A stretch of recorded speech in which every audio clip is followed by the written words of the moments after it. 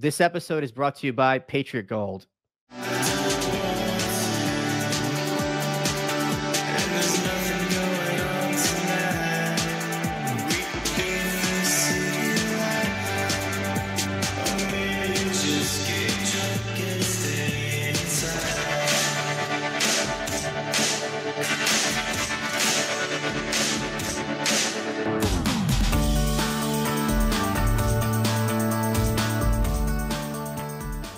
Good afternoon. I'm the Arm, and let that be your welcome for the next hour. Guys, this is an episode that I am absolutely beside myself that we're going to do. We have with us the co-hosts of the new Smash podcast, Varnamtown, Josh Davis and Kyle MacLachlan. Kyle, I don't know if they told you, but I am one of those severely mentally ill Twin Peaks fans. So I will have some questions for you later, and make sure you do not give me your contact information because it won't end well for you. I'm going to take that right off my screen, Michael. Thank you. Yes. So this podcast is really, really interesting, and I want to give the people at home a little bit of a background. Then I want to hear you guys discuss how it came about. Pablo Escobar is a fascinating figure. He was this narco-terrorist who basically ran Colombia in the 80s. He was at one point under house arrest, but in his mansion, he had visitors coming and going. He had a zoo. The hippos escaped and have now become indigenous to Colombia and killing things. Now they don't know what to do about it. And they really ran that country like a gangster regime. I remember one story I had been reading about was a woman from the Colombian government came to the US and was petitioning Congress or some agent for help. And she goes back to her hotel room and she gets a call. They go, "This is where your daughter was at 9 a.m. This is where she was at 10 a.m. This is where she was at 11 a.m. And you better believe she got her butt back to Bogota immediately. So these people were not messing around. There's also another book called Cocaine Biography, and he met with some of these types. And the thing that's interesting about them is the author writes, they didn't have horns. These people don't have cloven hooves. They look like you and me, and they engage in the sort of depravity that, you know, is beyond the kind of things that any of us would ever think of. And then I hear about this story, and there's some connection between Pablo Escobar and a town in North Carolina. Josh, I'll leave it to you because this is just absolutely fascinating. Well, it blew my mind, by the way. Also, I couldn't believe it when Kyle first told me. He called me up and he said, "Listen, I just heard a rumor that a town of 300 people in rural North Carolina did a deal en masse with Pablo Escobar to bring cocaine into the U.S. when things got too hot in Miami." And I was like, what? How is that possible? Is that true? And we talked about it for a little bit. And then finally, we're like, I guess we should go to Varnamtown and find out. And so we went. Well, I mean, how did this, Kyle, how did this even come across your desk? Because this is because they made a show about Escobar. I forget what it was called, like Narcos. It was called. So he's not a mysterious, cryptic figure. You know, there's a lot. So how was there even more information about him that's not known? Well, I heard the story, friend of a friend. A woman who had moved to Varnamtown. Turns out she was an organic soap tycoon who had made her fortune on organic soap, and she had decided that Varnamtown was where she and her husband wanted to retire, and they moved down there. And shortly after they arrived, they made the acquaintance of a gentleman named Dale Varnum, who lives in Varnamtown. It gives you a little indication about how insulated the community is. And she heard from him these tall tales, or what she thought were tall tales. And then the more she heard, the more she began to believe them. And I, through friends, heard of that story. And so Josh and I, and she was open to the idea of us coming down and interviewing some of the people that were involved. And so I reached out to Josh, because this is not something that I do this on television as my day job, but I don't do this in real life. And Josh does it in real life. I mean, he's the real deal. He's been to places that you and I don't even want to think about, war zones, etc. And he said, "This sounds very intriguing." And so we put together a small crew and we went there and started the process of interviewing people that were involved. Yeah, the thing is, people don't realize, like, when they killed Escobar, he had like a submarine. like you hear these tall tales, like you can't put anything past these because the amount of wealth and power that they had, they were completely untouchable back home. And those levers of, I think at one point, like what was it, like 10% of the Miami real estate was through drug money. It was some crazy, statistic. I'm just, were you scared at all, Josh, like investigating this and getting this story out? Because I'm sure a lot of people didn't want, their fingerprints to be made public. The events that we're investigating happened in the early and mid 80s. So I felt that it would be easier to talk about something that had happened that far in the past. I wasn't exactly nervous when we left, but once we got there, started to get nervous. There were a couple of moments where we were driving to meet somebody and it was very remote. Frozen. Oh, wondering. Did I disappear? Yeah, you said there were a couple. Go ahead. There were a couple of moments where we were driving to meet somebody and it was very remote, dirt road. And I remember looking over at Kyle and being like, this is a little sketchy. This could go sideways.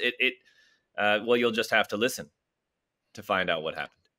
Well, sure. You don't have to. I'm not trying to get the spoilers, but the point is, it's very well known that in these small towns with their small town police department, a lot of times they're much more interested in protecting that insular community than certainly having anything on a national podcast or an international podcast scale, have their dirty laundry exposed. This is something that goes back to Peyton Place, in the 1950s. So I'm sure that this was a concern. And, there's all these stories in, North Carolina, being a southern town, of people getting arrested under spurious pretenses and being like, here's what happens. You get out of town and these charges go away. Like, we know how this stuff works. We watch Dukes of Hazzard. I mean, again, you've been to difficult places, I'm sure, but you also understand, you're not naive, that sometimes bad things happen. Yeah, we knew as we started the investigation, we learned that a large part of the local police department at the time had in fact been corrupt. Yeah. And they were arrested eventually and went to jail. Which is not to say that corruption ends with that. But the corruption that was around at that time did come down, in part because of the efforts of people like this prosecutor, Mike Easley, who went on to become the governor of North Carolina. Right. He had so much success in that in the 80s with prosecutions like this. And then the other element that was interesting, I think, to both Kyle and I, is that people were actually pretty excited. Some people were excited to talk about this. It made the town special in a way, right? A town of 300 people that is not on the map, that people don't really think about. And yet they had this connection to this international intrigue. It created a dose of excitement for them. And it still does. Go ahead. And it still does. Yeah, I'm imagining, how there's, I know what town it is, but there's some town that has like a garlic festival and everyone goes there and they have garlic ice cream and so on and so forth. If they own this too much and they have their kind of Coke Fest and you've got the Studio 54, the moon with the spoon, and everyone's giving out powdered sugar and the kids have pixie sticks, this could go in a very nefarious direction. What angle were they, people you mostly spoke to, interested in having you portray the town as? Like, what was the story that they wanted told? It felt to me like, I just wanted to, it felt to me like the people were really just, they wanted to tell their side of what had happened. And there were many sides to this story.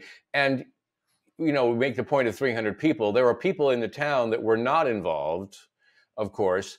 And in one in particular, Roger Morton, who comes in, he's actually an outsider, meaning he comes from, what is Roger, like 100 miles away or some, real, not a big distance. But, if you live on the other side of the hill, you're from another place, right? And so Roger came in, and when he came to do the interview, he brought a briefcase, as I recall, full of documents and all the things that he had done, because he wanted to tell his story, his side of things, and what his experience was. And I think most people shared that, whatever side they were on.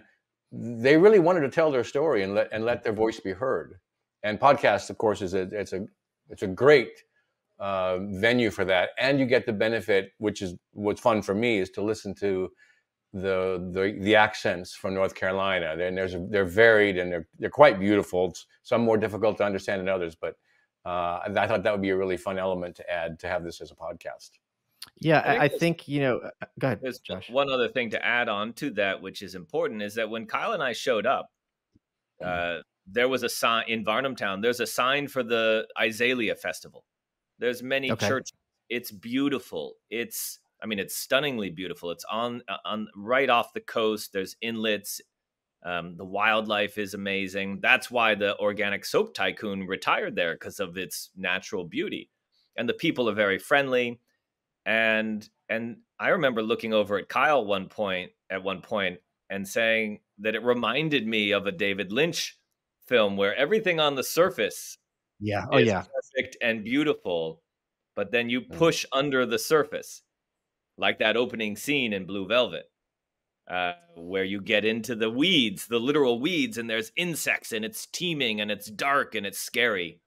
And I think that's true not just of Varnamtown, but of many places. I think people love stories like this, and this is not a good analogy, but if you guys watch Tiger King, the point is you get a cast of these characters, and as the narrative unfolds, it's just like, wait, what? And then like every step of the way, it's like, wait, so he hates this lady, okay? Wait, she possibly killed her husband, like so maybe she's the villain. Oh, now he's trying to kill her, right? So when you hear a story like this, okay, small town connection, Pablo Escobar, the more you go along in the twists and turns, I think people love stories like this because they're true. And you're just like, the narrative. What I love about podcasting in general is you're able to create this long narrative where if it was a 90-minute movie or even a miniseries, it's going to have to follow certain conventions and tropes. Whereas with this, it's like, this happened. And none of these people are like particularly, it's not like you're talking about the president who has a lot of lawyers or, someone who's powerful. We can tell these people's story in their own words, and you don't know where it's going to end up because it's real. Whereas in a movie, it's going to be a happy ending. Yeah. I mean, that's very true. And it was part of the discovery. This is the first podcast I've been involved with. And that was part of the discovery. Josh and I went in with an idea about what the story was. And thought, okay, this will probably, we'll reveal this in the journey. And as you said, Mikey, every person comes and opens another door, opens another chest of things to discover. And suddenly Josh and I were like, well, maybe this isn't, maybe now it's going to be this story, or maybe it's this, you suddenly, it sort of presents itself, and that was the experience that I had, just as you described. Yeah, I used to co-author books with celebrities, and you come in thinking this is going to be the narrative, and like, whoa, what's going on with your dad here? Like, well, let's, and that's the kind of stuff you want in a good celebrity book, where it's not the stuff like, oh, when I did this movie, it was wonderful. It's like the stories that no one's ever known, and you get to really know that person. Josh, how did without giving anything away as much as possible, how much of the narrative did you have? I'm sure you were the one probably shaping the narrative. How, as the writer, how much did you have coming in as this is kind of what it's going to look like, and how much did you veer away by the time all was said and done? I think we veered away, and Kyle and I really co-created this together, because it was really just him and I going on this trip, like a literal trip, like get on a plane and go to North Carolina together. And I think at the beginning, there was the rumor, right? Did Pablo Escobar really do a deal with a town of 300 people? That's what we had to go on. And then when we got there, we realized that there were some dissenters, that there was this guy, Roger Morton, who said, absolutely not. You're not going to be bringing drugs into the town, and took a real principled stand. And we realized, I think, episode 2 just came out, which is Roger Morton's story, came out yesterday. And I think Kyle and I looked at each other at one point and said, okay, there's Dale Varnum, who's the guy who seemingly did this deal. And you think that, okay, that he's the central character. But then Roger Morton steps up and kind of says, I'm going to stop this. And you're like, oh, there's another central character. Yeah. And so we actually reshuffled the way the story was being told so that you actually meet Roger Morton now in the series before you meet Dale. Were you, broadly speaking, were you concerned how any of the people you spoke to were going to react once you released this story? I personally, everybody's going to react however they want, of course, but I personally Sure. feel that we give all the different sides. That's to me what's interesting about the story. Neither Kyle nor I are here to say this is the way it is. What I think we both enjoyed is going, let's give Roger Morton the opportunity to explain everything that he feels. Right. And then let's give Dale the opportunity to explain, and let's give the DEA the opportunity to explain. And there's a little bit of a Rashomon here where everybody has their own reality, and far be it from Kyle or I to really say who's right. That's not necessarily our role. I think we conclude, well, you'll have to listen, but by the end of it, I'm not sure that Kyle or I feel like we still know exactly what happened. And in all fairness, you haven't looked at things from Pablo's point of view. Well, it's hard to talk to him. We asked to interview him, but he didn't get back to us, Michael. He's a tough man to get a hold of. He's very difficult to get a hold of. Sometime in the early 80s, REO Speedwagon's airplane made an unannounced, middle-of-the-night landing. This is my friend Kyle MacLachlan, the star of Twin Peaks. And he's telling me about how he discovered a real-life Twin Peaks in rural North Carolina, not far from where he filmed Blue Velvet. What was on the plane was copious amounts of drugs coming in from South America. Supposedly, Pablo Escobar went looking for other spots, quiet, out-of-the-way places to bring in his cocaine. My name is Joshua Davis, and I'm an investigative reporter. Kyle and I talk all the time about the strange things we come across, but nothing was quite as strange as what we found in Varnamtown, North Carolina. There's crooked cops, brother against brother. Everyone's got a story to tell, but does the truth even exist? Welcome to Varnamtown. Varnamtown is available wherever you listen to podcasts. Let's get back to the show. Speaking of outlaws, Josh, you spent a lot of time working with one of the three anarchists who are more well known than I am. And when he passed, I got up to the bronze level, John McAfee. I was actually approached to write his autobiography, and then he had framed it as, if you have any co-author, if you have any kind of life outside of this, don't bother calling me. And I'm like, this doesn't seem like it's going to be a good experience, so I'm going to pass on this project. I'm extremely curious to hear your thoughts specifically about certain things. One is, there's the public persona of John McAfee as this complete loon, sex with whales. I know he pointed a gun to his head in front of you and pulled the trigger, a loaded gun. How was the public John McAfee different from the private John McAfee? I think the public John McAfee was a little heightened, but not very much. Okay. He was like that. But I think maybe what people misunderstand about him is that to me, it seemed like it was an act. And he was doing it to keep himself entertained. At least when I was with him, he would do crazy things, but I think in part it was because he was bored. Yeah. And this was just, he had done everything in life, and now he was just trying to keep himself entertained. There was an element of that. You could, and also, can I ask? I think there's also this sense of, once you get to that level of power and lack of accountability, you just start pushing buttons until someone tells you no, because it's just like, no one's telling me no, I can just do whatever I want.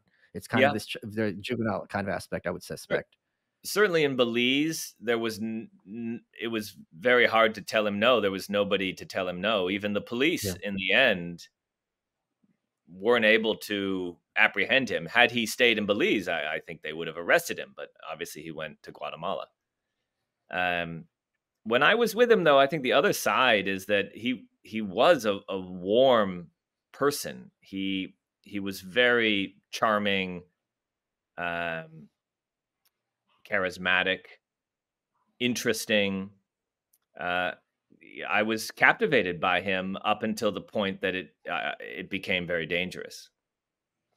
Whenever someone who's that much of a public enemy, who's fighting with governments, more than one, passes away at a fairly young age, the conspiracy theories start, of course. So I'd have to ask you, and I'm sure you've been asked this millions of times, do you think there's any truth to these claims, these internet rumors that someone put a bullet in him? Well, I know that he got that tattoo before he died that said it's not suicide or something to that effect. Yeah. I think that's true. I think that tattoo rumor is true. I haven't been able to confirm it. And I do not believe the conspiracy theories. If you read my reporting on my time with him, suicide is a dominant theme. Okay. In his life. And a sad theme, particularly from his youth in terms of his own family. So, yeah, I don't know. I didn't continue reporting on it after he left Guatemala.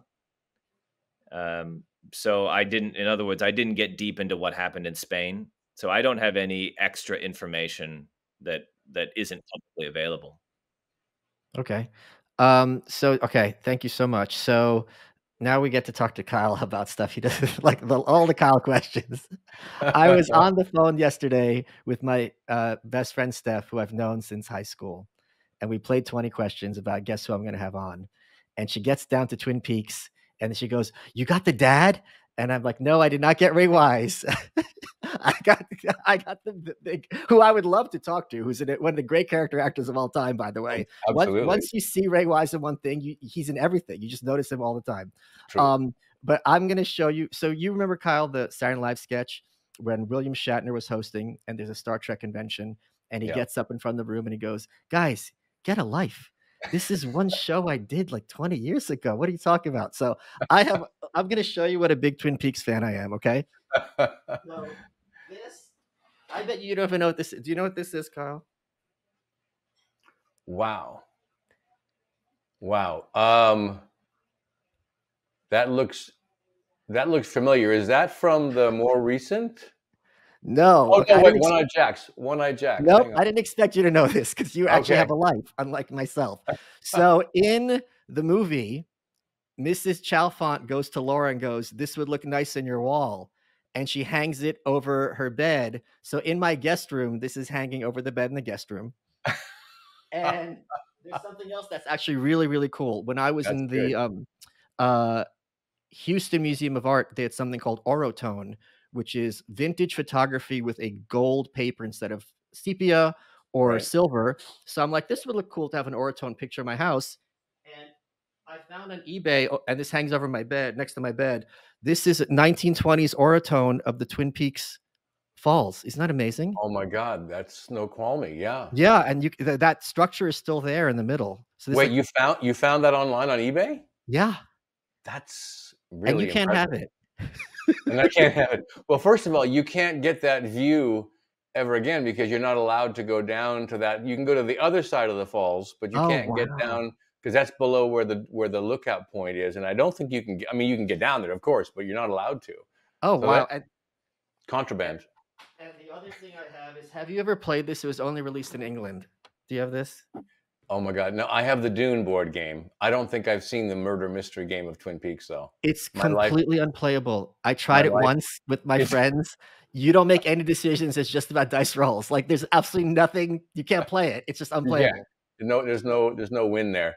So Michael, you are a real fan. This is amazing. Yeah. Michael Anderson put his suit on eBay and I won it in like 2002 and I didn't meet the reserve.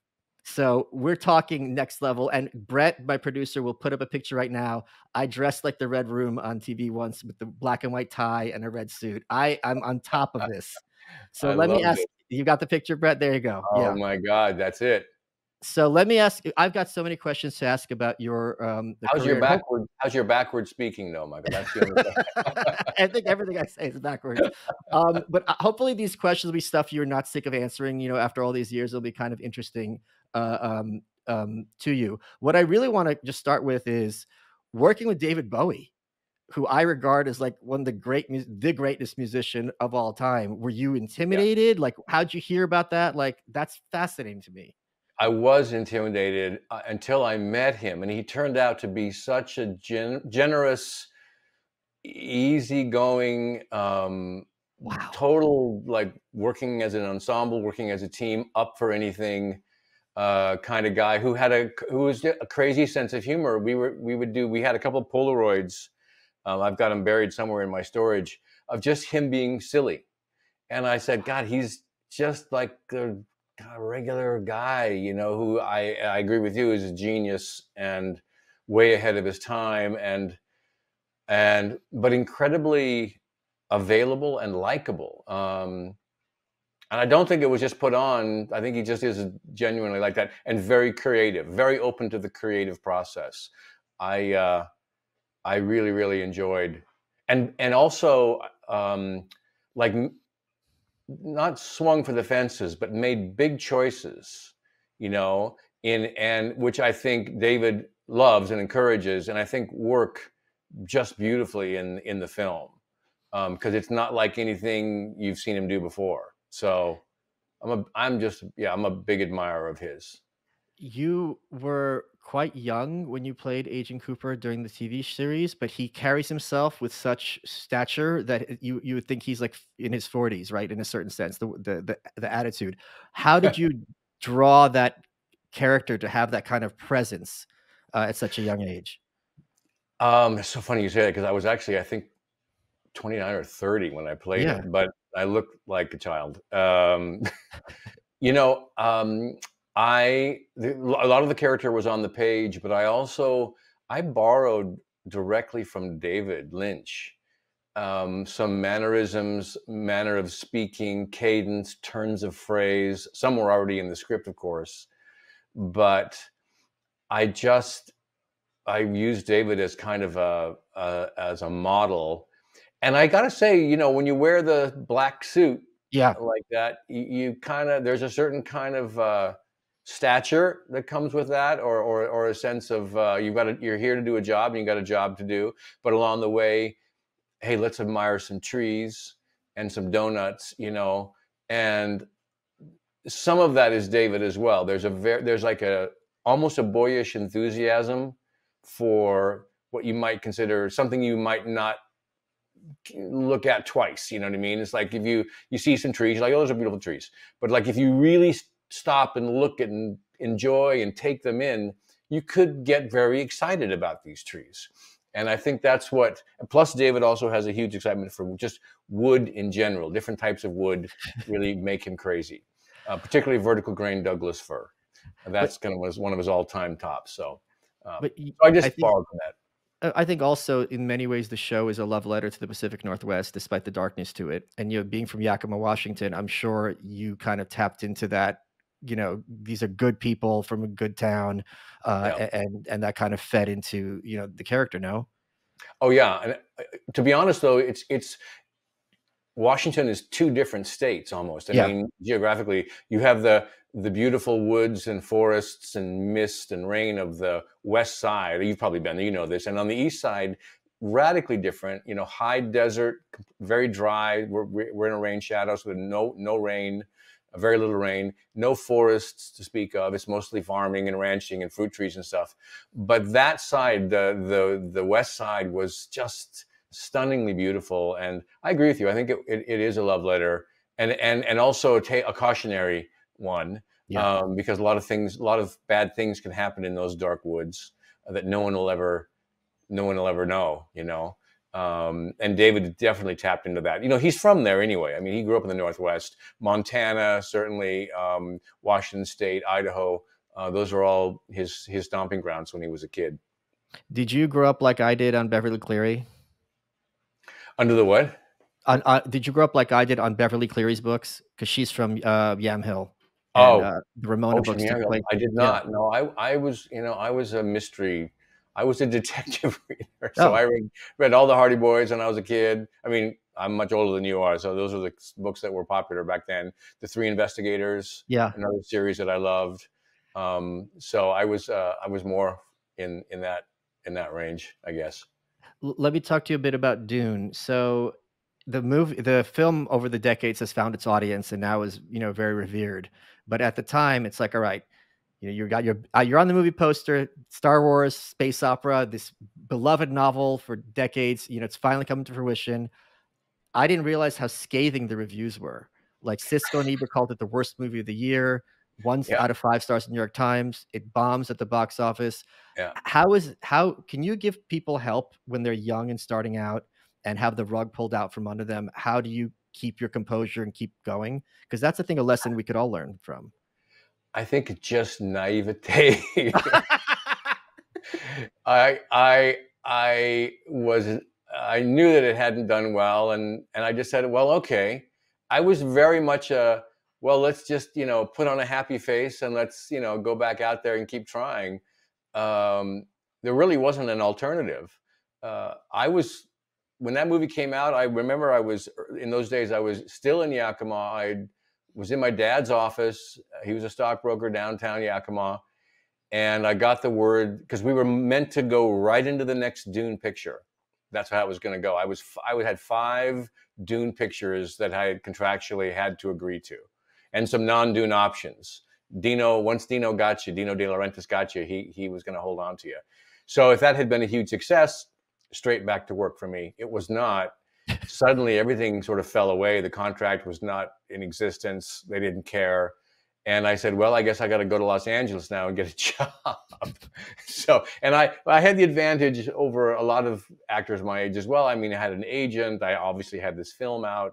I had a little bit of a name, but it started, I started almost from ground zero, went back down and started auditioning and just, tried to do what I was supposed to do, being an actor. And it wasn't until Blue Velvet that was my second film. And that was added to the fact that when we wrapped Dune, I had a year and a half of no work, contractually no work. I couldn't do a film or television program until Dune had come to the screens. So I wrapped in September of '83 and Dune opened in December of '84. So I got nothing in between there to work on.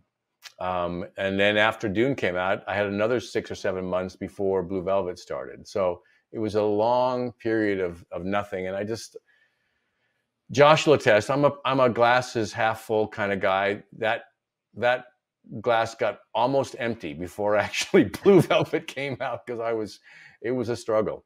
I just kept up. I just said, this is what I'm supposed to do. Is there any truth to the rumor that Lynch wanted someone to drill a hole in their cheek to exhale smoke through it, and the actor said, "No, we're not doing that"? Jürgen, the actor Jürgen Prochnow, who played my dad in Dune, David was he wanted this smoke to come out, through the cheek, and he said, well, what we could do, Jürgen, and Jürgen was kind of like, sure. And I was like, because David has a way of like, yeah, I guess we could make that happen. How painful could it be? And cooler heads prevailed, of course, and they did it with a special effect and some kind of a mirror thing or something. But I mean, it was there was some craziness on that set, and not wild behavior, but just all of the Harkonnen stuff was just out of control. It was wild. Guys, it's the new year, and there's a great product that I've been talking about for years because it means a lot, and that will help you in your journey to help kick that bad habit much easier, and you know what I mean. We're talking about our sponsor, Fume, F-U-M. They look at the problem a different way. Not everything in a bad habit is wrong, so instead of a drastic, uncomfortable change, why not just remove the bad from your habit? Because Fume is an innovative, award-winning flavored air device that does just that. Instead of vapor, Fume uses flavored air. Instead of electronics, Fume is completely natural. And instead of harmful chemicals, Fume uses delicious flavors. You get it. Instead of bad, Fume is good. It's a habit you're free to enjoy and makes replacing your bad habit easy. Your Fume comes with an adjustable airflow dial and is designed with movable parts and magnets for fidgeting, giving your fingers a lot to do, which is helpful for de-stressing and anxiety while breaking that habit that you've had for so long that's doing so much harm to you. You got to try the new Solano Fume. It's made with a premium walnut barrel and an onyx-coated mouthpiece that has a slightly softer finish. It's beautiful. It feels nice in your hand. And the taste, think of it like refreshing herbal tea. Start the new year off right with the good habit by going to tryfume.com/malice, tryfum.com/malice, and get the journey pack today. Fume is giving listeners of the show 10% off when they use code MALICE to help make starting the good habit that much easier. Start the good habit at tryfume.com/malice to save 10% off the journey pack today.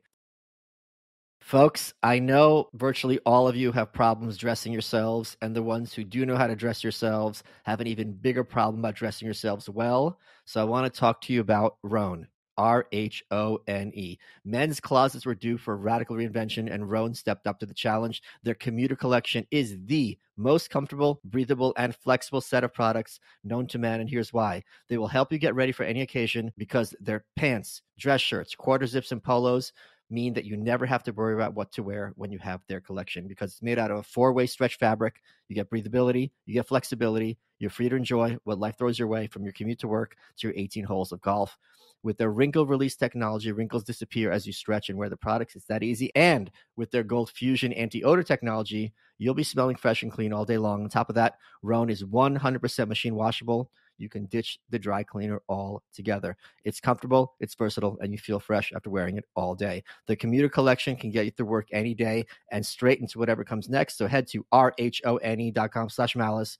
Use promo code MALICE. You get 20% off your entire order. That's 20% off your entire order when you head to rhone.com/malice and use code MALICE. It's time to find your corner office comfort.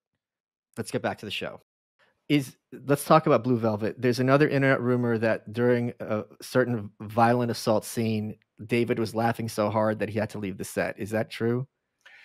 You know, it's a funny thing. I think David is one of those people that when he gets super, super uncomfortable or something that's really uncomfortable, they laugh and they can't help it. It's like a nervous reaction to something. It's completely inappropriate, but it's that person's way of being. I think David has that. I think that kind of stuff just strikes him as funny, and maybe it's because it's, you're witnessing something but you have the safety of distance. You're not in that scene with the two actors.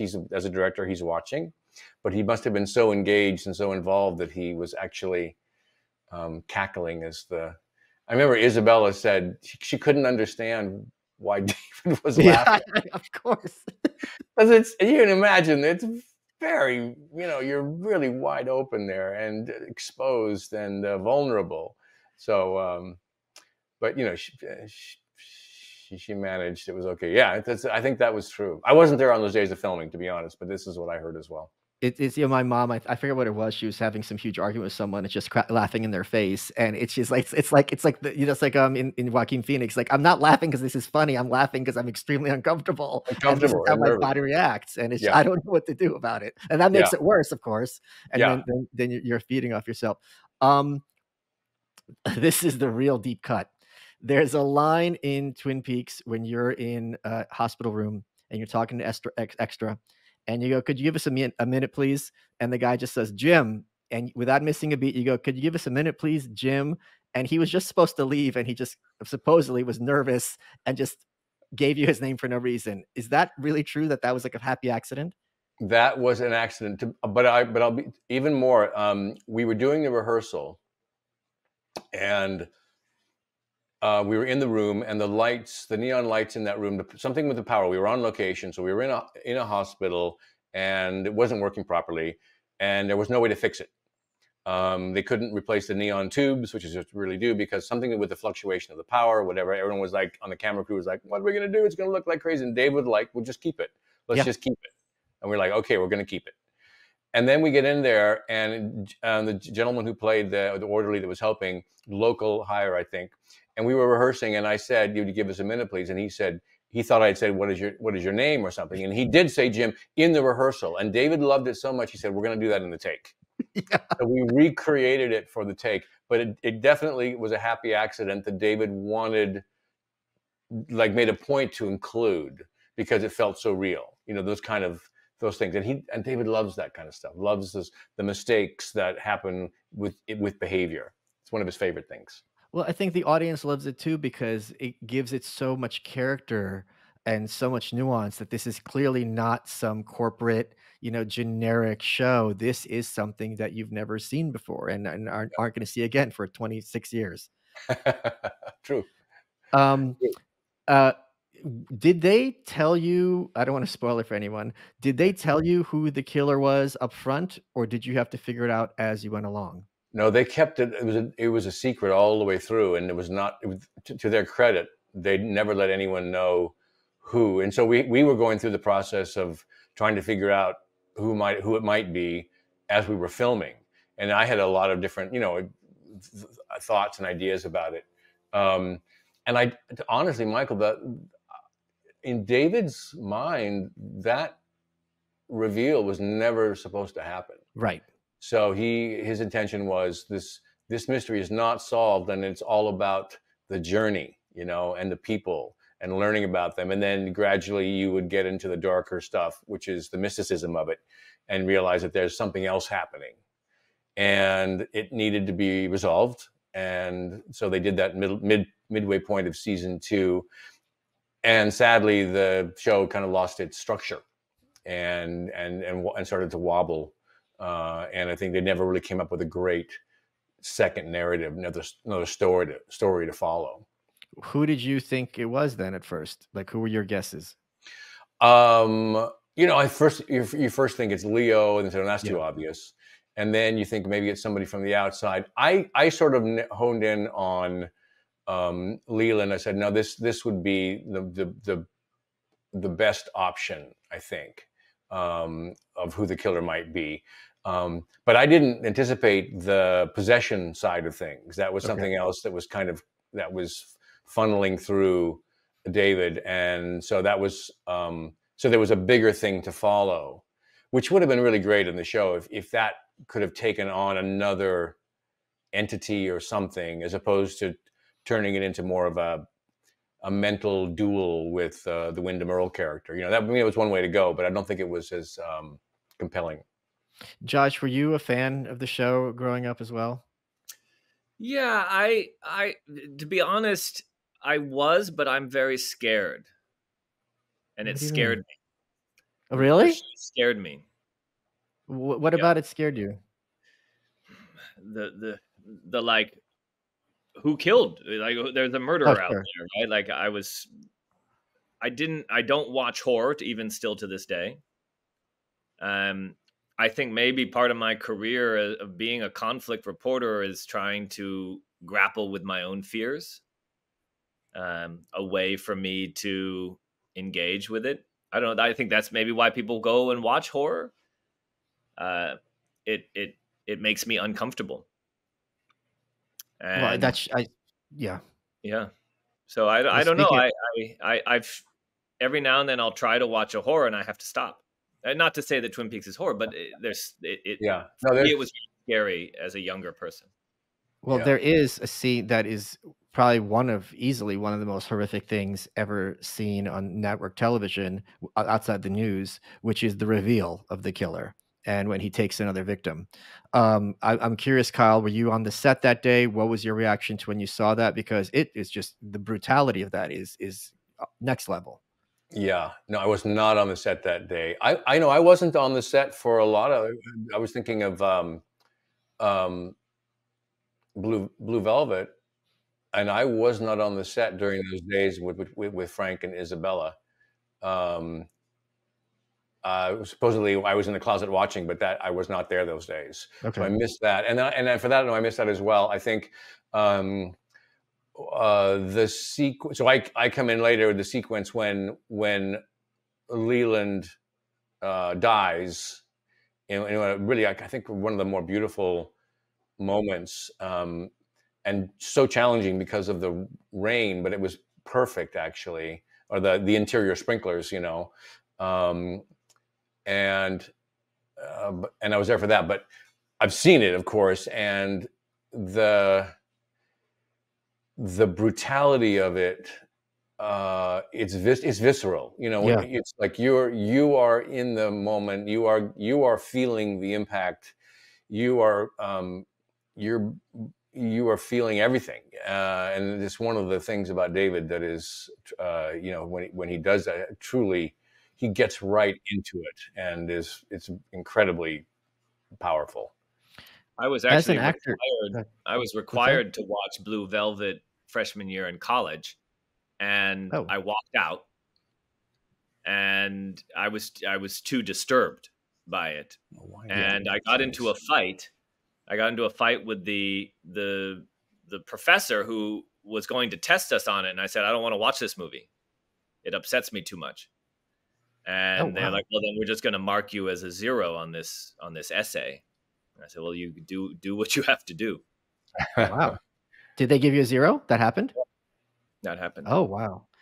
Kyle, I'm curious as an actor, when you have to do I'm thinking also of Edie Falco. There's that scene where Tony Soprano is in a coma and she's just punching him and trying to get him to wake up. And she's like got snot down her face and she's so vulnerable and raw and hysterical, like she wants her husband back. You know, as an actor, when you go to these like extremely emotional, raw places, is it the kind of thing where you're all shook up for the rest of the day, or can you snap back to normalcy? No, it takes a toll for sure. It's almost worse when you read the script and you come up on the page. It says he has a breakdown, and you know, and is raging and destroying the room and then crying unconsolably. You're like, okay, what day is that going to be filmed? And you're like, and so it's always hovering out there as this marker. You're kind of like, okay, it's coming, it's coming, it's coming. But it's really, I mean, everyone's different, but the day of something like that, you know, you're sort of prepped and you got everything that you need in terms of your emotional, you know, suitcase, I guess, which you bring in. And for that day, you know, you're maybe not quite as available. I like I like being on set. I like, you know, talking to everybody and hanging out and then jumping into the scene, jumping out of the scene. It's very easy for me to do. But on days like that, like when I was in The Return, when I was playing the Mr. C character, the intensity of that Dark Cooper, I was muted for sure and focused on what I needed to do. And then you just have to, you know, you have to have really good concentration and hopefully a great director like David and a great partner, you know, who you've worked with as an actor or actress, and you just go for it. But yeah, it's exhausting. There's also a relief when you finish it. Yeah, yeah. And also like this little thing in the back of your mind says, please God, don't make me go back and reshoot this again. There's always that possibility, you know, we didn't quite get it right. We need to reshoot that scene. I'm just like, because you know, you've expended everything that you have. At least that's my experience. There, it must. I know. I can guess your answer to this, but I'd love to hear you expound on it. It must be such a thrill to be able to return to a show that meant so much to you and to so many people, and also have it not be some kind of cash grab. That it's just actually taking things to the next level. It's pushing boundaries. You know. Even again, there was so much in that. I guess they call it a miniseries, but whatever you want to call it, you know, Right. you have played so many different characters within or maybe variants of one character, however you want to look at it. Yeah. So that must have been exciting for you to be like, you know, we're making something innovative and new, and we're not just, you know, doing some kind of clip show. Yeah, and I don't think David is capable of anything but that. I mean, he Yeah. wanted to go back to Twin Peaks in his way, and you know, bless David Nevins and Showtime, they allowed him to take that journey. And yeah, it was really wonderful to be able to be back with people who, some of them who I hadn't seen for 25 years, 26 years, and see them again, and you know, big hugs and catch up, and I think in some ways recognize that what we had done 25 years earlier still had resonance, was still Oh yeah. important, you know. And I think as an actor, that's something that you can take away and say, you know, we did something that's important, you know, and you know, it's something to be proud of, something that's going to stand the test of time. And that doesn't happen that often. And I think as I've gotten older, that sense of gratitude has gotten stronger, and appreciation for what that was and what that time period was. Whereas at that age and at that time, you know, maybe it's like, okay, did Cooper, that's great. let's go, do something else. Let's try and find something different. And kind of like moving on without giving it the kind of attention or honor, or without honoring it the way one could. As you're older, you suddenly go, oh no, wait, here's a few things that really I'm proud of, and can say that with, that I'm proud of them. So you're not a detective, but you play one on TV. So I have to ask, kind of tongue in cheek, do you think there's any truth to the claims that David Lynch killed Jack Nance? No, he loved Jack dearly.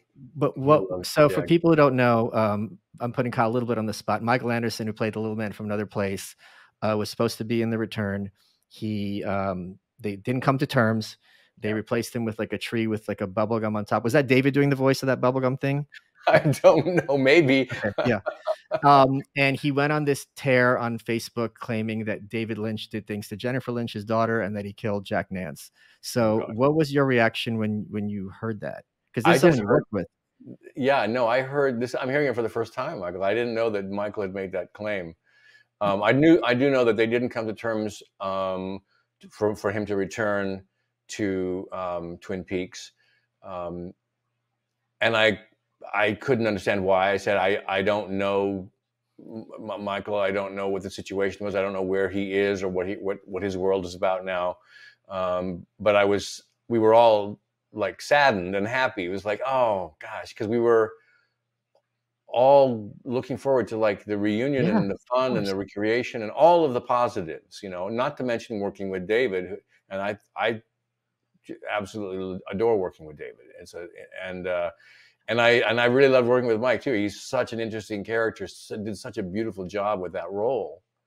Yeah, so I didn't understand. I didn't know what to make of it. Yeah, he said that David did to Jennifer, his daughter, what Leland did to Laura, and that Twin Peaks is an allegory to cover it up. And you're reading this, and Jennifer Lynch, of course, came out immediately. She goes, "This is completely crazy and untrue." So it's just very unfortunate that. David's a huge supporter of his daughter. He loves all his kids and is a huge supporter of her. And, that's what I see. And I know him personally. I'm going to go visit him next week. He's in the neighborhood, so to speak. And so I know the man, and that doesn't sound like anything that would make sense. Is it true that you made the very smart decision of being like, this whole Cooper Audrey situation, guys, she's in high school. This is not legal. Like we can't do this. Is that true? Yeah, I did put my foot down, and I just said, there was a flirtation there. And I said, that's okay. But I think the intention was to sort of, and I thought, if that happens, I mean, sure, it would make for great TV. I said, but what happens to Cooper? And people who like look at him and go, this is the stand-up guy. Who can recognize what's happening and be mature about it, and say, yes, she's very pretty. Yes, she's very attractive. Yes, it would be amazing, but how do I then live with who I am, as this character? So that was, that was definitely, I mean, I'm not saying that the storyline, it would have been, we may still be on the air. Who knows? But I think, to me at that moment, I was like, we can't go down that road. Yeah, which makes perfect, especially in retrospect. It just really makes a lot of sense. Guys, gold has soared past $2,000 an ounce. Wars in Israel and Ukraine, and there are rate cuts on the table. They're fueling gold's meteoric rise. Deutsche Bank, UBS, Bank of America, JP Morgan, they're all forecasting sizable rate cuts in an election year. And Jamie Dimon of JP Morgan and Larry Fink of BlackRock both point out similarities to the 1970s. To remind you all, in 1979, we had the Iran hostage crisis, we had war in the Middle East, and major U.S. cities were in disarray and stagflation. And gold went from $158 an ounce in 74 to $850 an ounce in 1980. Meanwhile, our national debt is skyrocketing ever higher, and there's a direct correlation to the national debt and price of gold. In 2020, the U.S. debt was $23 trillion, gold was $1,500 an ounce, and now the debt is $33 trillion, and gold is over $2,000 an ounce. And Trump warned us that the US dollar no longer being the world standard will be our greatest defeat in 200 years. So, folks, call the proud Americans of the Patriot Gold Group today before it's too late. Mention my name. That's Michael Malice. And you'll always get best-in-class service from Patriots protecting Patriots. Patriot Gold Group has the no-fee-for-life IRA, where your IRA or 401k can be in physical gold and silver, and you may be eligible for the no-fee-for-life IRA on qualifying rollovers. Just call 888-505-9845 to get a free investor guide, or even easier, go to malicegold.com. Patriot Gold is Consumer Affairs' top-rated gold IRA dealer 7 years in a row. So call 888-505-9845 for a free investor guide, or even easier, just go to malicegold.com. Let's get back to the show. One of the things I remember when I was watching the show was they kept talking about the Black Lodge, the Black Lodge, the Black Lodge, and it wasn't really clear what they were talking about. Like, what is this a real place? Is this like kind of state of mind? They're gonna go to it. I'm like, how do you get, like, what do you get, like a plane? And then there's that moment in the finale. I think it was actually the second to last episode filmed, where Cooper is in the middle of the woods and these red curtains appear. And by the way, I was chastising you, Kyle, to Josh, that you don't have red curtains in your guest house, because I have them in my living room. So I don't know. I mean, those red curtains paid for that guest house. So come on, man, let's get it together. I'm calling my designer right now, Michael, and we're going to change that, or we'll just overdye them. That's what we'll do. Yeah. But that moment where Cooper just opens red drapes in the middle of the woods and steps into, the red room. Yeah. Were you understanding up until that point what this whole Black Lodge sequence is supposed to be? I mean, only what I, in my own imagination. I didn't ask David. I learned a long time ago, actually, during the filming of Dune and a little bit in Blue Velvet. It doesn't make any sense to ask him questions about what something means, because you're not going to get an answer. So I was like, okay, fine. That's fine. So yeah, definitely a different place, a portal, a different, like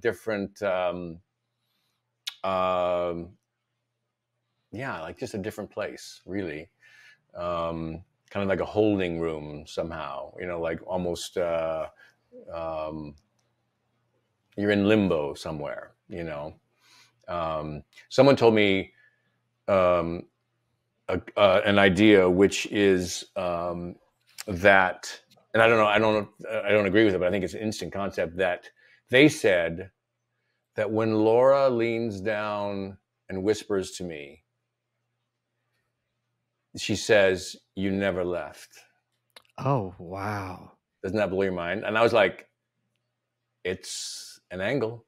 I said, because then of course you start thinking about Brazil, the movie Brazil, of course, and you're like, oh, so you mean the entire thing happened in his mind? And I'm like, no. I said, no, it happened. But I thought it was a really interesting angle to. I think it's really funny because I've seen you do enough interviews where people think that you kind of know everything that's going on in David Lynch's head. And so they're like, oh, can you explain this, this, and this? And you're like, you have to like act like, guys, I have as much information as you do, but you have to try to play it off. Yeah. You gotta watch the movie, gotta watch the show. Yeah. And that's the beauty of David. That's the brilliance of David. It's to be experienced. It's not to be understood. Are you aware of Richard Beymer's work, if I'm pronouncing his name correctly, who played Richard Beymer? Yeah, with his work with Andy Kaufman, my hero? I am not. I know he did a lot of photography and was very generous with the images he sent, but I got to tell you this amazing story. See, Andy Kaufman, he did it when he had his special. He had something called Has Been Corner, right? And Richard had been in West Side Story. Right. And he said, hey, we're going to bring up the guy from West Side Story, and he's going to sing a song for us.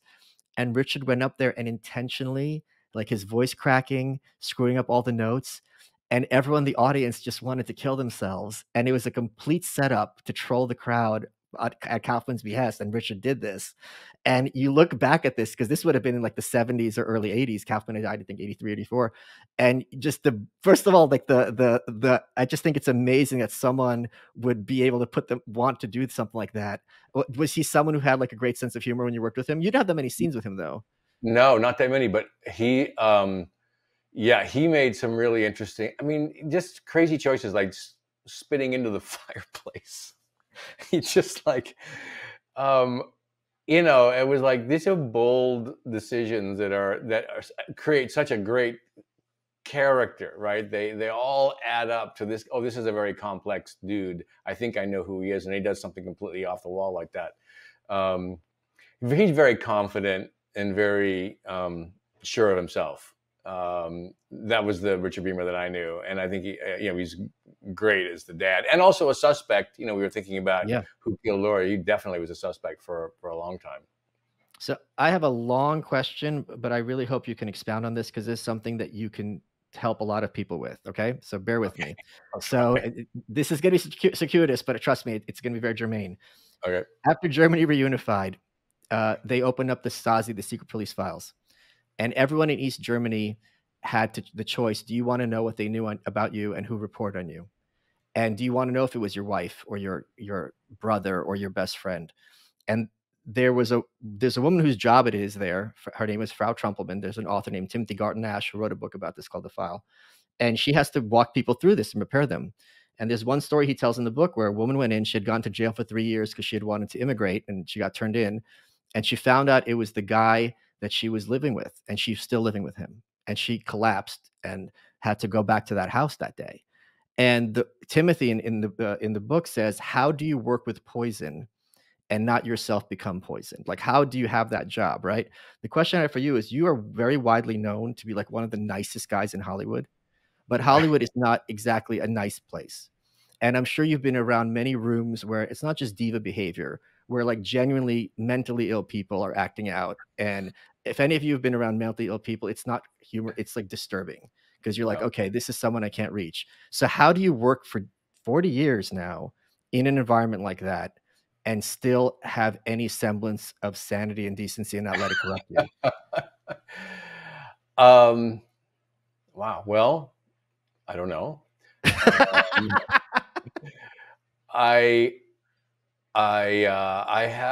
I'm very grateful for my life, and I have a very strong life outside or alongside maybe the acting, film, television life. So I've got a great wife and our son, and our lives are really full and rich. And at the same time, I love what I do as an actor, and I love going on set, and I love the process. And I will say that the majority of my experiences have been really positive with fantastic people and creatives. You know, we're talking about, that's kind of where I live. There's been a few tough ones along the way. And I know there is another side of the business. There's the world, there's the machinations, you know, where it's comparison and kind of, and you just know about it, and you kind of go, well, it does make sense that this person would be more popular than this person, or this person likes this person more than that person. But I don't let it really get in the way. And I still love what I do. I love the fact that we're trying to make something to move people to have an experience. And that, I guess that sustains me, you know, it's that. And I'm also, you know, I've said before, I'm a fairly optimistic, upbeat kind of person. So maybe all of that together. So I maybe ask this way: what advice would you give to people who have to work in some kind of toxic environment? Maybe it's just an office, maybe it's in Washington. I don't know what it is. You can imagine, like, what, especially young people. Yeah. Oh, I mean, endure, I guess, and then maybe try to find something that makes you happy. You know, something that you actually get up and enjoy going, or something that makes a difference in your world. I don't know. It's a pretty lame option, but yeah, that's if you can. Is it, Josh, is it weird for you working with Kyle? Because Kyle has that special kind of celebrity where you can walk down the street, you're not like, you know, Kim Kardashian, but when the people who do know who you are, they just completely lose their minds. So it's kind of these spikes, as opposed to like a high level of someone who, like, you know, I don't know, like, you know, everyone knows who Stephen Colbert is, but no one's like, holy crap, it's Stephen Colbert. But like, oh my God, it's Kyle MacLachlan. People just lose their minds. So Josh, what's that like for you? Like seeing the fans completely spurg out? I remember we went in Varnamtown to a liquor store to buy a bottle of wine, and Kyle was buying it, and the woman behind the counter was kind of like looking at him, and she said, "Do people tell you that you look like Kyle MacLachlan?" And he's like, all yeah, the time. All the time. By the way, that's my trick for when I meet celebrities. I was at a party once, and Molly Shannon was there. So I went up to her and I said, "Do people ever tell you look like Molly Shannon?" So that's the perfect icebreaker, because then you can talk to them and you're not coming at them like a super fan, and it becomes kind of normal. I mean, yeah. Kyle, I'm imagining that the Twin Peaks fans are a bit better than the Star Trek fans. Not that Star Trek fans are bad or anything like that, but in terms of, I imagine it's not like, let me call security. It's coming from a place of respect and warmth and appreciation. There is a lot of that. I was just up in Seattle. I did a performance with the Seattle Symphony, which was the music of Angelo Badalamenti, actually. It was a really... Can I ask you about that? When I hear the theme song now, even after all these years of Twin Peaks, those first few bars, still, my heart skips a beat. And it just takes me to this like emotional place. Does that have that effect on you still? 100%, 100%. And I got to say, hearing the symphony play it, like full on symphony, was really powerful. And I was so happy I agreed to do it. It was kind of like, I don't know, but I agreed to do it and had the best time. And afterwards, we did kind of a meet and greet in the lobby. It's a pretty good sized lobby, and it was pretty packed. And I remember walking in and kind of going, this is going to take some time. Yeah. Because in those situations, it's like there's such a, you can feel it. There's such an affection, as you said, and such a like, oh my God, it's the guy that, I think it's Cooper, they recognize Cooper and they're very, very excited. And I try to spend as much time, I was there for a couple of hours just meeting, talking, signing, doing that kind of thing. And to a person, they're so grateful and so moved, and they just want a contact, and why not? So it was a long night, but it was a very nice night too. Yeah, I had an event. My friend Tom, who you've never heard of, he's a very failed podcaster. He had his 2000th episode, and I was the guest, and everyone there was like a fan, and literally every single person was cool. And so it's like, it feels annoying to complain because, wait a minute, 100 people just came up to you and had interesting questions and were friendly and nice and effusive. Yeah. And I'm the asshole being like, oh, get me out of here. I'm going to kill somebody. Yeah. It kind of humbles you in a sense. And also, but it is grueling and draining after a point. Yeah. You steel yourself because it's going to be a long night, but you also want to be, you want to give everybody a moment, and talk to them and wish them well. And I think that's all they really, most of the people really want. A few people can overstay their welcome, but and that's the case, then you sort of, somebody sort of kind of moves them along a little bit gently, but I want the experience to be a good one for the people that enjoy the show. Josh, where are you from? Are you from like a small town? I'm from San Francisco. Oh, so no. Yeah. So okay, I raised in Brooklyn. I moved there when I was 2. And I have such affection for small town life.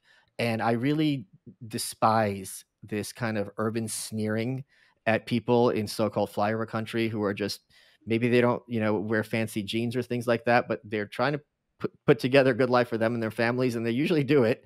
So I have a lot of contempt for that kind of attitude. How did, visiting this town, as a city boy, change your thinking, if at all?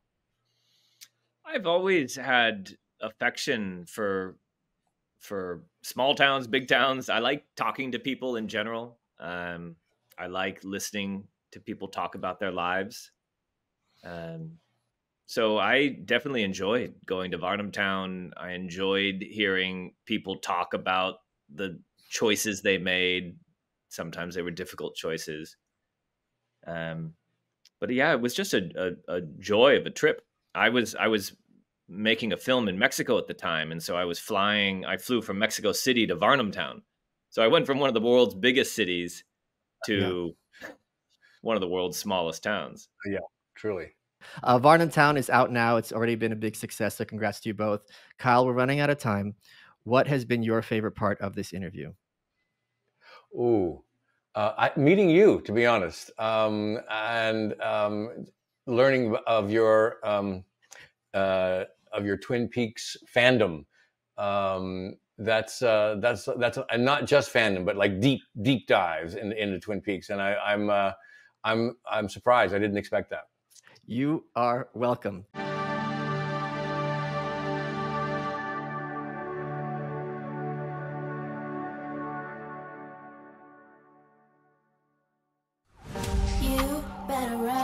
Dive into crime on Pluto TV. Unravel the mysteries on shows like CSI and Criminal Minds, or follow the clues in Blue Bloods and NCIS. With thousands of free crime movies and TV shows, Pluto TV is the true home of crime. Download the Pluto TV app and start streaming now on live channels and on demand. You better run for your life. Pluto TV. Stream now, pay never.